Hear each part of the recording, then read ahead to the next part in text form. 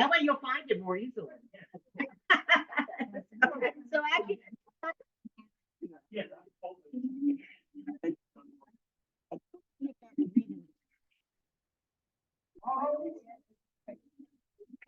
so we have some new people here today. So let me just tell you, so my name is Malka Morris, and I originally come from Harrisburg, Pennsylvania. My father was the rabbi there for over 50 years, the Orthodox rabbi. Right. And my saint is Rabbi Eliezer Silver from Cincinnati. So now you know because of my right. So, but he was a real misnoggin, very much opposed Hasidism. But we're going to be focusing today on the growth of Hasidim, starting, of course, with the Baal Shem Tov, who was the founder of this movement.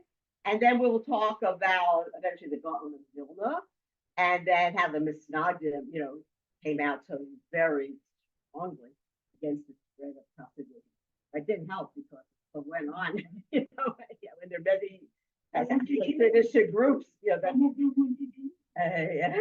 but whatever. It's a fascinating country. So we're mostly talking about 18th century Europe. Now, right now we have a whole unit that we're doing about Poland primarily. But then I'm going to shift to 18th century Germany and tell you about people there. That's also quite fascinating. And I haven't decided whether I want to do this or not, because this could be almost a separate course.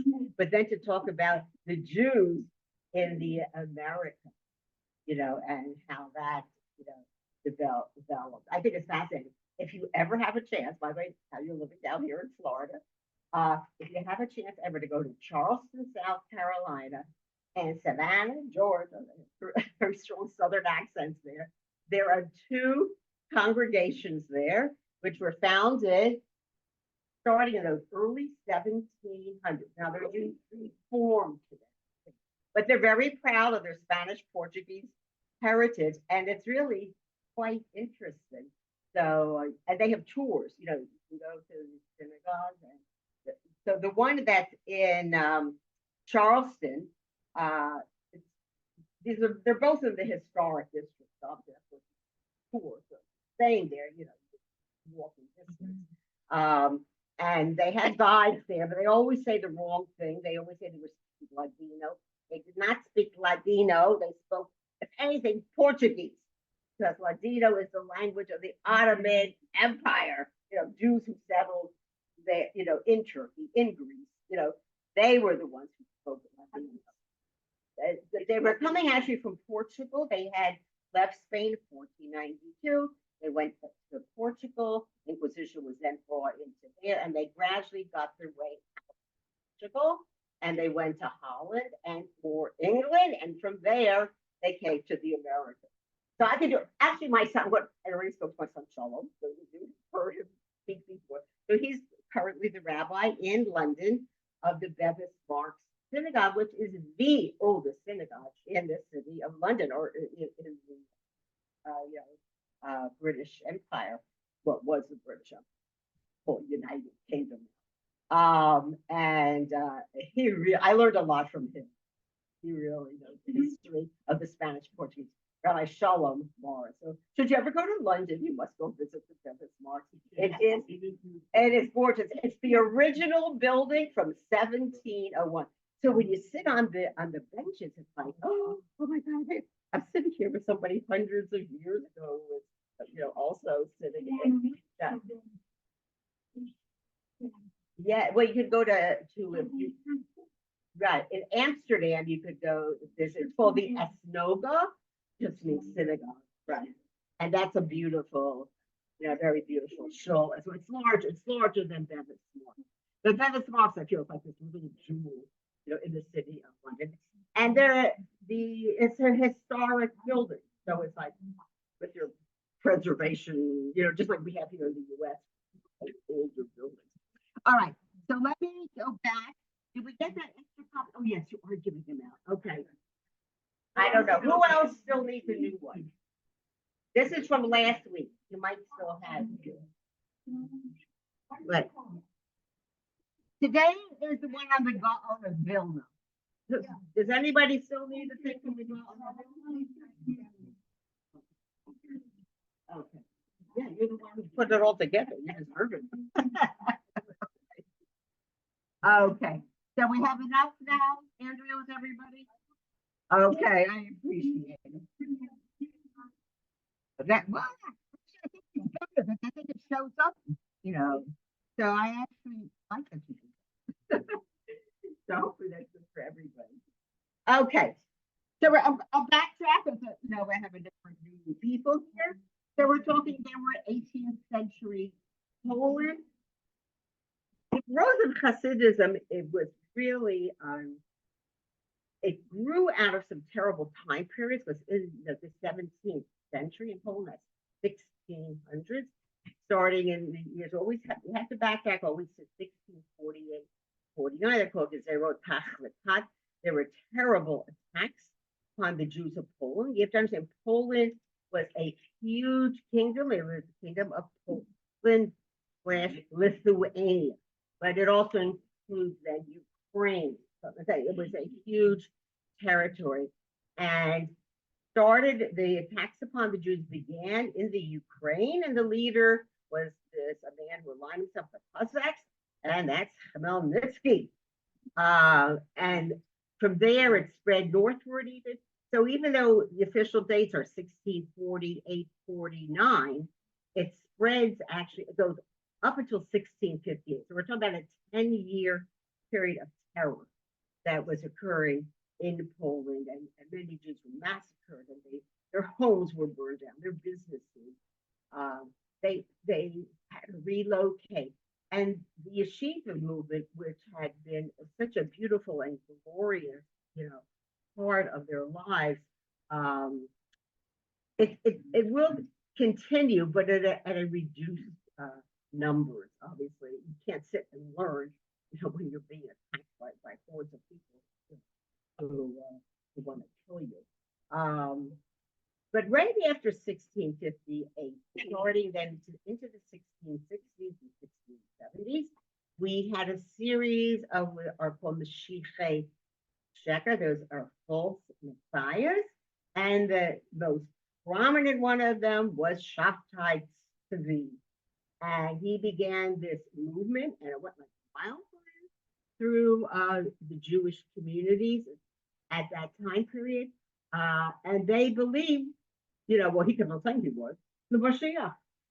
And he tried to convince them, that they're, he's their savior, and he's going to bring them, that they should all dwell in the land of Israel. And they got their hopes all revved up and were packing and ready. And this included, went all the way to Holland. Even in Amsterdam, there were people who followed Shabtai Tzvi. But eventually, he goes to Constantinople. He came from Turkey, originally came from Smyrna, Turkey. And then he went for a while, he was in Salonika, which is in Greece. And then from there, he went to Constantinople. And he thought he was going to convince the Sultan that he should back him, with these things. Well, what did the Sultan do? We threw him in jail. And not long after that, I guess to trying to find favor in the eyes of the Sultan, he converts to Islam. Can you imagine how devastating it was for all these Jews who believe he's the Mashiach, and that this is a man who converts to Islam? It was. It really, you can just imagine their feelings, how low down they felt, and like destroyed, their faith, that in this man who they thought there was Mashiach. Eventually, other men came to the forefront, also declaring themselves as the Mashiach, not as well known. The most famous movement after Shabtai Tzvi is from a man called Jacob Frank, and the followers are called Frankists. But the same thing. So you just have to visualize what life is like now. I would say mostly in Poland, because we're going to see how Hasidus, comes out of this total feeling of it, you know, who's going to come, who's going to save them. They're impoverished. I told you their homes had been burned, their businesses had been burned. They had to relocate from town to town, trying somehow to survive. And from this appeared a man. He's some of you still have those sheets. It's called the Maggid. It talks about these were itinerant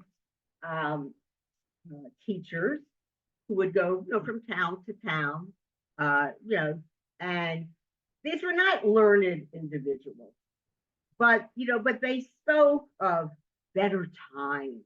They gave them little mice, little stories, sort of to lift up their spirits. And these people were called the Baal Shem, master of the name. And I had mentioned last week that name, that term, Baal Shem, goes all the way back to the Gaonic period. The Gaonic period ranged from the year 600 to the year 1000. The Gaonim was the great Rabbanim in Babylonia. But they would call people who were, these itinerant preachers, a Maggid. They gave them also that term, Baal Shem. So it's not like the word Baal Shem was unfamiliar to the Jews in Poland. They definitely, were cognizant of it. So we start. Those of you, I don't have extra copies. If you still did you make the extras? So we're going to be finishing up the sheet that says the Maggid the Maggid or the Baal Shem, we know. Then I gave you one right on the Baal Shem. All right.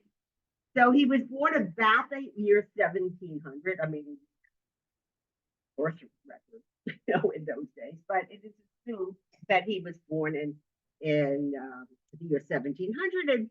And everybody seems to agree, though, he passed away in the year 17. But there's this Prussian man, right? This simple, a man ended up with having this following and huge movement. And that's how the Hasidic movement began. So those of you who had that page that says the Baal Shem Tov, all right? You didn't get a copy of that? Are there any extra copies? Yeah, that's the salmon colored sheet. You have an extra? Okay, so here.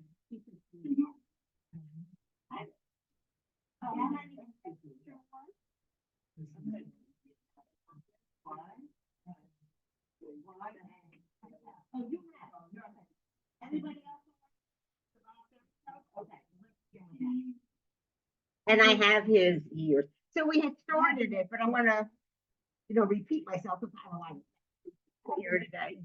What? Oh, okay. So hold on to it for now. And if not, you'll give it back to me. Any extras? Okay. He came from a town called Okapi, seen it in a few places. I didn't have a chance, obviously, to tell. This is what I wanted to. That's about the money. I had a map of Poland, which I had wanted to share with you. I'll have her run it off for next time. Honestly, don't know where I put it, but this has to do with the Mickey Mouse first. That's not quite what I wanted. That covered a large area. To be here after coming up. Okay. So again, this was one huge country, the Kingdom of Poland-Lithuania, right? And does anybody mind asking Andrea to run off extra copies of this? I'm so sorry. Okay. I will be another piece of paper. So it will be all set. So maybe I'm just going to start talking, then because I want you to see where some of these places are. I think it comes more alive. I'm a big, I love having maps stuff. Geography. I like to know it's not a river. Where was this river? Or where were these mountain ranges? So, yes. Yes.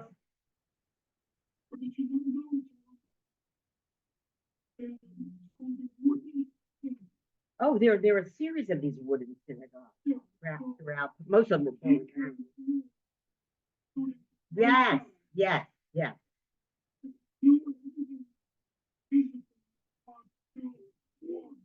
Right. Yeah. It's right. We're going to learn how he ended up right in that area. Yes, yes, yes. So in case, but he was born in this an area of uh, Poland that's called Podolia. All right, when the map comes, you'll see exactly where Podolia is. Um, and his name was Yisrael, and his father's name was Elias. Royal Ben.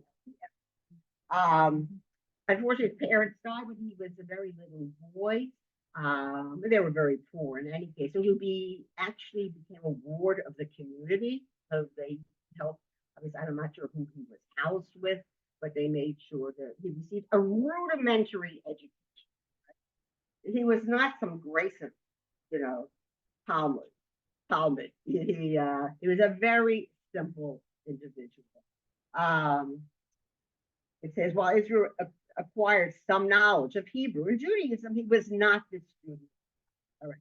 He preferred to wander through the neighboring fields and forests. And I'm sure any of you who are familiar with the very beautiful Hebrew writings, which had been translated of Shalom Aleichem, Islamic parents, they're talking about these early Hasidic people. I mean, they wrote with fiction, but it was based on Jews who had at that time period. I mean, they're from the late 19th, and there are other. Um, Eventually, you know, he reached the age of like bar mitzvah, and then this little community said, okay, that was enough. They felt they had done their utmost to educate him, in a basic fashion, and now he had to go find his own way, earn his own living. So then he went to another town nearby. It was a bit larger than his birthplace, and he became an assistant to the teacher of young children. So this really has his first following. Will be among these children. Um, he would actually help to take them to the Cheder and then take them home. At the end of the day, he would review the Aleph base with them, any basic things dealing with Yiddishkeit. And eventually, he made himself a teacher for beginners. Obviously, he himself did not have the knowledge to deal with more advanced, better educated students. Eliab loved teaching these little ones, and obviously they were responsive to him, and that's what he did. Well, he never had any reputation for scholarship. All right, I mean, even today, you think about the best, you don't think of him again as brilliant person. He was not, but he was distinguished for his quiet manners and pious life. He lived. There was something that emanated from him, this great love though for Torah and following the mitzvos, and they looked up to him. That this was a person of great simplicity, but was of purity. That he was like this pure soul, and they had a great impact. He eventually married somebody. She came from actually a fairly prominent family, and her brother actually was a very well-known scholar at the time. So, you know, this is true. His brother-in-law was ashamed of him. He considered him to be an ignoramus, which unfortunately he was. I mean, he was not a well-educated Jew. He never had the opportunity, to do that. So then, again, with this desire to the nature, to be the forest, and the glens, he moved to a lowly hut, right in the Carpathian Mountains, okay, which is today Romania. Romania did not exist in those days. Again, it's part of Poland. They earned a very bare, basic livelihood. They they would dig up lime, from the mountainside, and then they sold it.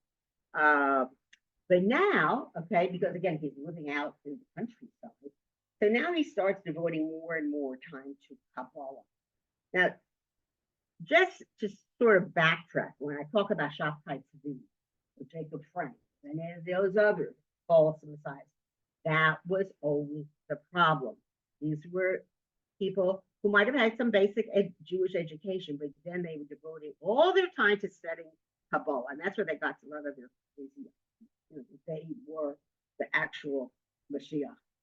So I just want you to understand the other side of the picture. So Kabbalah obviously was very resonant in the minds of these certain people, which will eventually lead them to the rise of Good. But there's a whole other section of Poland, mostly those in the northern part of Poland, Lithuania, who to them Kabbalah is an anathema, because it could lead to another false messiah. So that's why they were totally against the study of Kabbalah, unless you were such a learned person. But these were not. These were simple people. You had a question?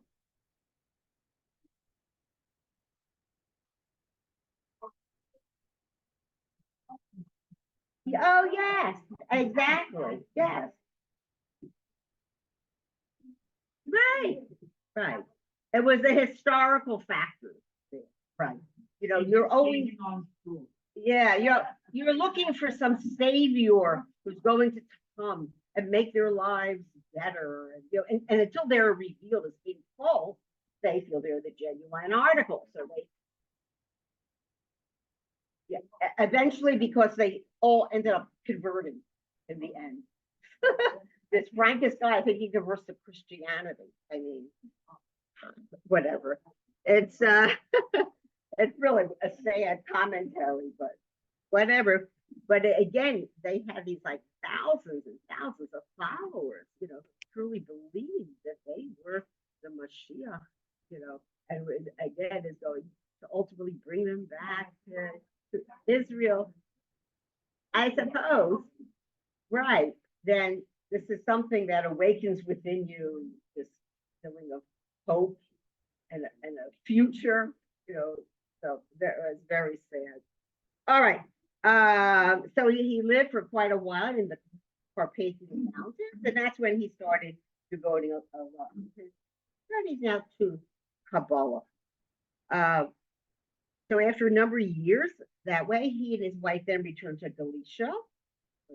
By the way, if you ever see the word Galicia mentioned with Spain, there is a section of Spain that's called Galicia. Also, it's sort of the if I remember correctly, I think it's the north western part of Spain. That's called Galicia. But this Galicia, most of you know it as Galicia, right? Right, exactly. But it's southern. It's southern. So with the financial assistance of his wife's brother, right? When you're poor, you do look to relatives of means who can help support you. Uh, the wife actually opens up a small inn, and again, if you know those stories of Shalom Aleichem, they all talk about people owning these small inns. Yeah, yeah. I mean, I grew up when I was learning, you know, well, we had a course in Hebrew, just it's book, and then we also had a So, needless to say, my parents had to send me away after elementary school because I got my education in Central. I really got a superior Jewish education. Everything was taught in Hebrew. You had to write your test answers in Hebrew. Everybody just spoke Hebrew in class. So it was, I learned a lot there. More than I even learned afterwards. I still remember what was taught to me, And some of those were a bunch of characters teachers, but I really, learned material. So again, he now also, again, he has following, and he too will be now called a Baal master of the name. But he's 36 years old. He said he's going to become like a miracle person. People, again, first people are drawn to him because of sincerity, great piety. And honestly, he was a very sympathetic individual, very empathetic, suffering. Um, and I know he gave them a sense of peace. You know, they looked up to him. You know, he's not a learned person, but there was something about his persona that gave hope to these Jews had been so devastated by all these various cults and their and then the attacks upon them, the great poverty, uh, and so they're drawn to him. He was a very special individual. So they actually came to him, as to other more of these other itinerant preachers who did exist. Again, they were called Magid from Lahadi. Then we give out different like amulets, little things that you could wear, bring you good luck, and brachos, you know. He would advise them what they should do. There was a film that came out, I forget it, but it's about this finisher.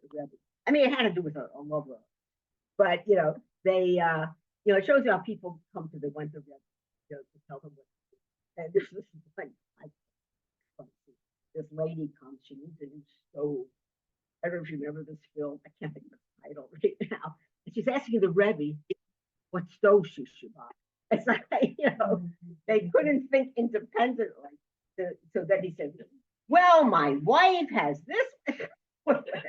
So she walks away. She's happy. What's kind of a stove she should purchase? Ay, ay, ay. And then they also, gave, they themselves, again, it's from the influence of Kabbalah. They would somehow give them like prophets, better times. He became known. You could go to him. You had health issues in your family. You go to him. He would somehow make recommendations. Bracha, that you should be healed. And he used to then travel around to all these other different hamlets throughout Podolia, Bohemia, and Galicia. So if you wanted to just see on the map, so Podolia here is all the way southeastern part. Bohemia is to the north of it, but you see they're south. They're south of Lithuania, and these are the areas. Again, he was an itinerant preacher, and he would bring hope and offer advice to these Jews, with their great suffering. Okay. Again, I don't know that he was any more extraordinary than any of these other Baal Shems that wandered about trying. But I guess there was, again, something unique and special about him. He gave confidence to the people when he would speak to them, and they believed that he was an extraordinary, holy person. Right? And that's why he gets the name Baal Shem Tov. Okay, and if you ever have seen, the abbreviation is Besh, which just means Baal Shem Tov, but he will often be referred to as the Besh for that reason. And now more and more people started flocking to him, seeking advice from him, putting their hopes in him. But he always remained this good, decent, modest person, even with all these people, like coming to his door. He'd go to visit another town, groups of people would surround him. He never lost, his great simplicity, his decency. There was something extraordinary about him that drew some thousands of people. And so now he starts teaching them also. Again, most of these are rather ignorant Jews. The main yeshivas are not even in these areas. And he starts teaching them some fundamentals of Jewish faith. Right? And again, this will uplift them. And all these people who are suffering under such privation, again, such poverty, um, attacks by the surrounding non-Jewish population. And there was something about him, you know. I mean, I don't come from a oh, they were very much misogynist, and but I can understand, why I personally would not ever be.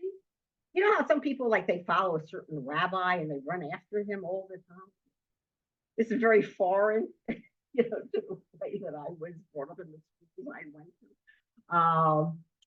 But these days, again, these themselves are very simple Jews, not knowledgeable, not well educated, but there's this extraordinary and special man, who appears before them, and he's giving them tremendous, for the future.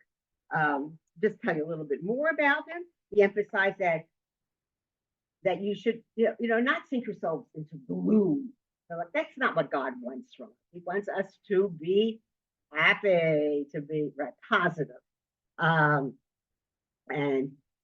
so that was his main motive, to appeal to these people, to lift up their spirits, to bring some joy into their lives. And again, obviously, it was just an extraordinary, certain people just had that charisma, right, to attract people. His main teachings would have been to search for God, the effectiveness of prayer, big emphasis, among Hasidim, prayer. I mean, I can't, Yeah, I know. I'm still on page 2, but I'm just further. I'm not reading every single word. I'm just giving you the stuff. I'm on page 2. Right. And that's just. I'm. If I'm davening, it's like straightforward. I follow what the words say. But if you go, sometimes they have these Hasidic minyanim, and they do. There is lots of dancing around. I mean, I went to one of these minyanim. Not for me. One I just yes. Yes, yes. Well, they are. They're Hasidim. They are Hasidim. Right. Yeah, I'll tell you how the different branches grew up. But the first one, the first, so to speak, Hasid is the Baal Shem Tov, and they looked him. Although then each of them within their own Hasidic group, they will have their own Rebbe, that who guides. But I was going to say that yeah. Worry about earning too much. Right. It's appealing. Yes. To the general populace. Yes, absolutely. Yes, yeah. It's been this is early 1700s. We're now in the 2000s, so we're talking about it's been around now for a few hundred years. Okay, nothing that he taught was new. It had been there, and Kabbalah, the study of Kabbalah had been around, but now there's new emphasis, again on the positive aspects. And as I say, it's just not part of me, so it's a little hard for me to totally understand it. Some people were drawn to these mystics, right? These people who delved into Kabbalah, and I know they found a responsive chord in these very simple Jews who had come to the point where they were losing hope and faith. And so, kol hakavod to them that they did awaken again, a fresh belief now in the Torah and in the mitzvah. But they elevated it through joy, through simcha. All right. Now, this particularly influenced those Jews in southeastern Europe, and that's that section, that southern Poland. That's where they're going to find their key followers. and then it spread like unbelievably. So on page 3, if you're following, um, it's if you think so little of yourself, so you're really sunk in the depths. But if you're going to elevate these people's spirit, they're going to think well of themselves. And now that again, he brought the joy and solace, into them. And you have to understand why is he finding this, a a responsive chord in these people? Because there was no way that they were not well educated. And what was coming out of northern Poland and with the Lithuanian Jewish is that one needs to excel in learning. That's the important thing. Sitting in yeshiva, that's what you need to excel. And they looked upon these simple Jews as, again, like just like that. His wife's, his brother-in-law, thought he was an ignoramus because he really was not well educated. But something about Kabbalah, but there was something about in this study of mysticism that just elevated. Hope I'm not insulting anybody. I don't know what your backgrounds all are.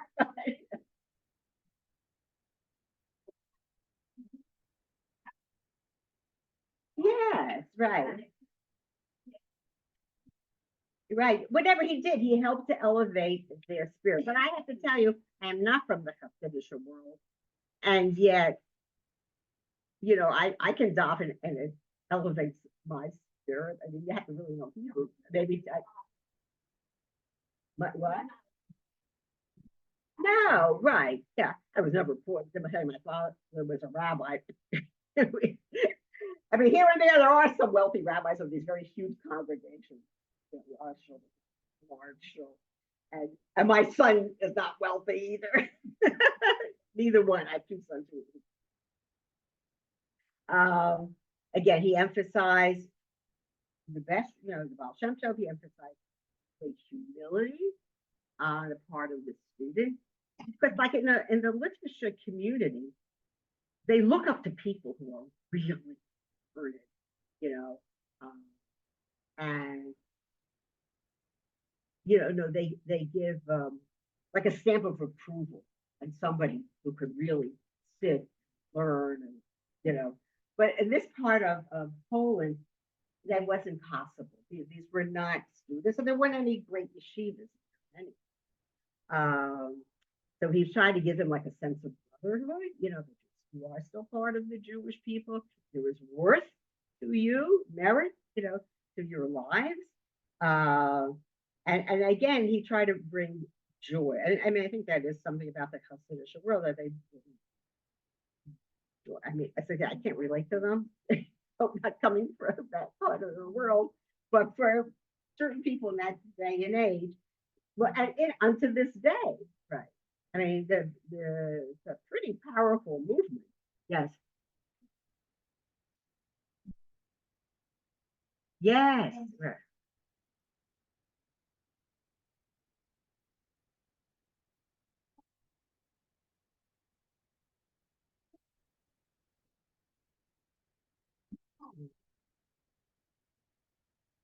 right. On the other hand, yeah,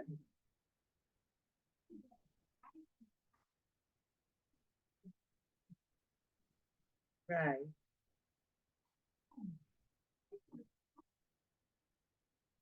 It could be some of these. I mean, I did grow up in this Mishnah world, um, but I did get all these other feelings that you're talking about, came across, through my studies, regardless, and not in growing up, among Hasidim at all. Actually, there were most of the Hasidim. So, but then I also, think I mentioned this last time that through studying, that brings me great joy. When I study Torah, and it elevates my spirit, to do that. Whatever. These were very troubled time periods, and there was something extraordinary, about these Magidim, these various itinerant preachers, and especially about the Besh, because he was an extraordinarily kind, you know, and very pious individual. And again, he's operating mostly in southern Poland. Um, so his followers then, they began to glorify, this miracle work, and they would start spreading, these stories of all these amazing miracles, that he could perform. And so the people began to think, oh, we have direct communication with God, right? And and he's now going to be. I mean, this is how this all came about in the Hasidic world. That you would have a particular tzaddik, right? These would be the rebbes, and that they were privy to, let's say, communication with Hashem, which they would just share with their followers. I mean, I grew up in a world where it certainly revere great scholarly rabbanim, but it didn't go running to them, for blessings or miracles. Just two different paths to studying Torah and trying to become closer to Hashem.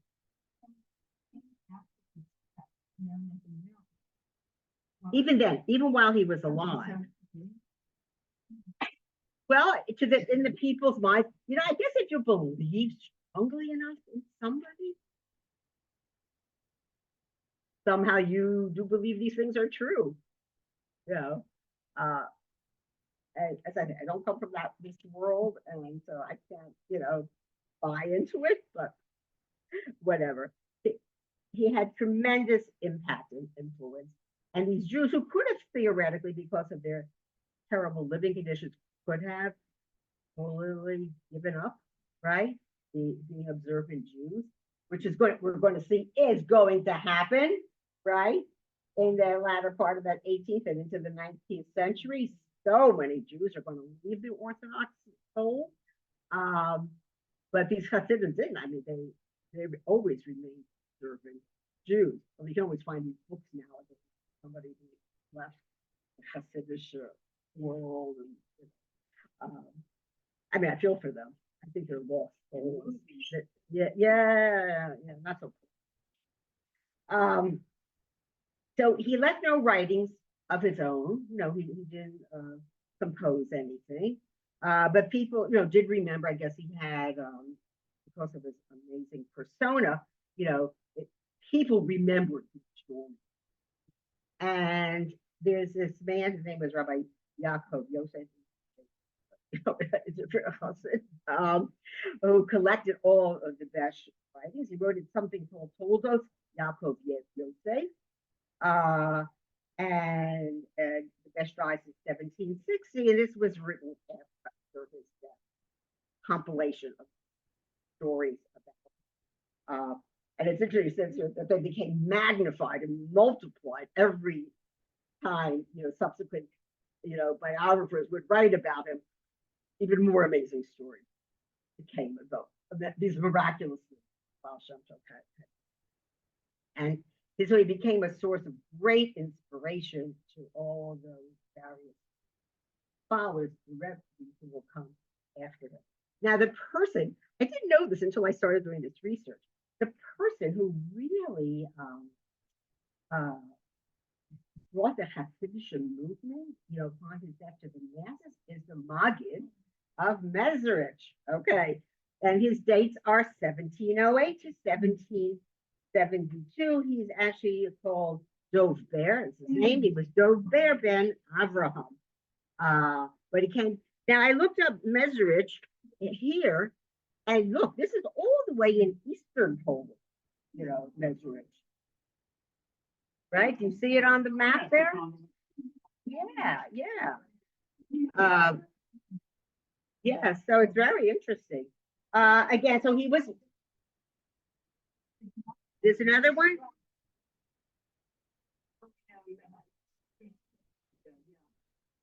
Where does it say Mezerish there, though?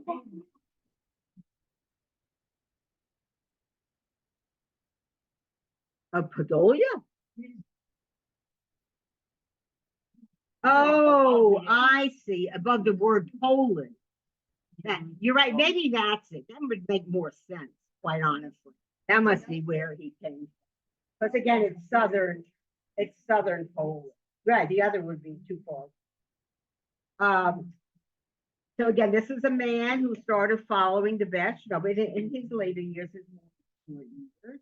And he also had been, remember, there were numerous of these itinerant preachers called Magidim, right?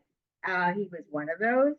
So while this rabbi, you know, Yaakov Joseph is one who wrote down the stories, read these tales of wonder and piety connected with the Beshlites, the Maggid continued the Besh religious. Going to write in that book of his that told us he's going to talk about what he teach. Yes, yes, right, right. Give me a chance. I haven't gotten to that. We're doing it step by step. How this all occurred. He became the center of a group, similar to that of the Baal Shem Tov himself, who had all these followers about him. Now he was more scholarly than the Besh.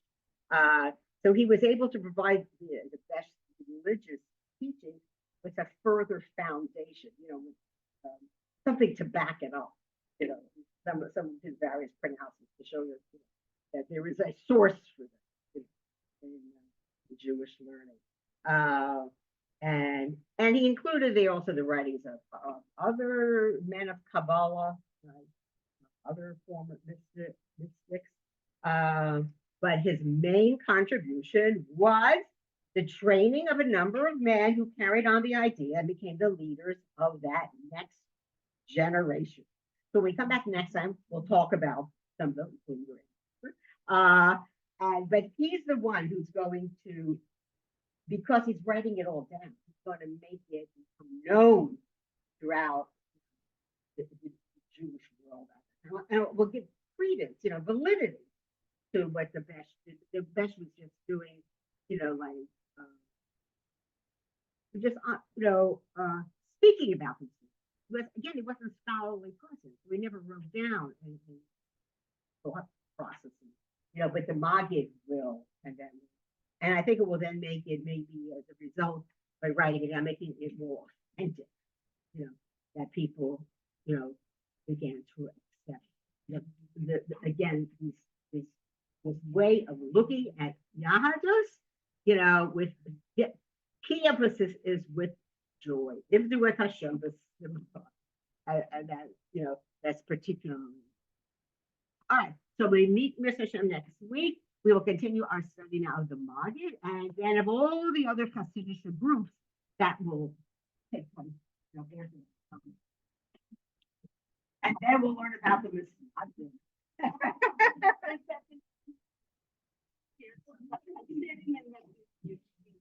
Yes, yes, those are the Masagda, and that's the world I come from.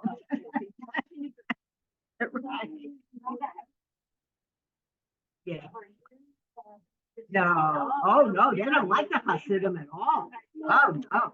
I don't have much background. So when did Kabbalah start? After him. After. Then I'll talk about it. And which we're talking about Kabbalah, which is Kabbalah is the study of mysticism. Yes, yes. When did that was further back? That goes back to the 2nd century. You know, because that's been around it's so let me just say it's the yeshiva. Oh, absolutely. But Kabbalah